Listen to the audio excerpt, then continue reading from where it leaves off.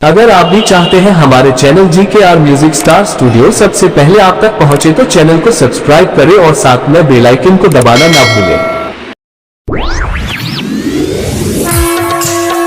Presented by GKR Recording Studio, चकभवानी चौकी थारवा, बरीना बाजार।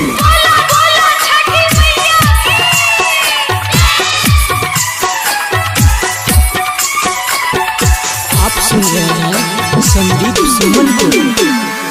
अर्घ के बेरी बीतल जाय छे होइयो न सहैया, जल में छिठार थर थर दे हमर कपैया। मैया छठी मैया, मैया छठी मैया। अर्घ के बेरी बीतल जाय छे होइयो न सहैया, जल में छिठार थर थर दे हमर कपैया। मैया छठी मैया,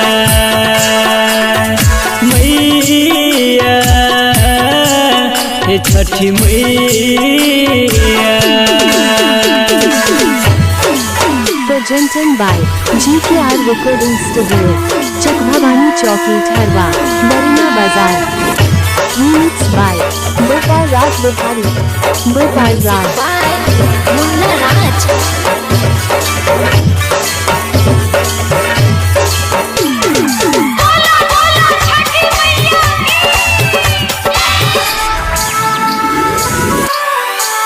सब दिन उगैत छेला आहा होइत भोर भिनसर, आइ के नचकी आय बेरे अर्जी सुनै नै छी हमर। सब दिन उगैत छेला आहा होइत भोर भिनसर, आइ के नचकी आय बेरे अर्ज सुनै नै छी हमर। आबि के घाट तक बात जोड़ के दुनू हाथ सुनियो पुकार हे। सब उपासल भेल निराश करियो सबके उद्धार हे। मैया छठी मैया, मैया छठी मैया। Presented by GKR Recording Studio, चकभवानी चौकी थारवा, बरीना बाजार। थारवा Recording by गोपाल राज बिहारी, मुन्ना राज।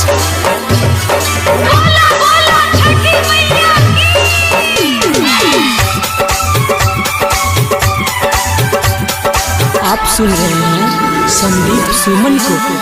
जब देबै नहीं नजर त हाथ कोना के उठेबै हम, विकेश संदीप कहैया अर्घ के करा चढ़ेबै हम।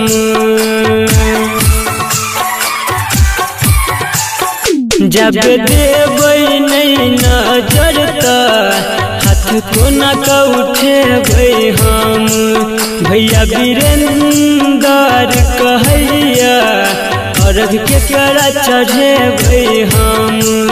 आई के दिन सुदिन हेते यहाँ बिन सब लगे नया आस है। केला के पात पहोइयो सहैया हेते सबके साहस है। मैया छठी मैया, मैया छठी मैया। चकभवानी चौकी थारवा, बरीना बाजार। थारवा।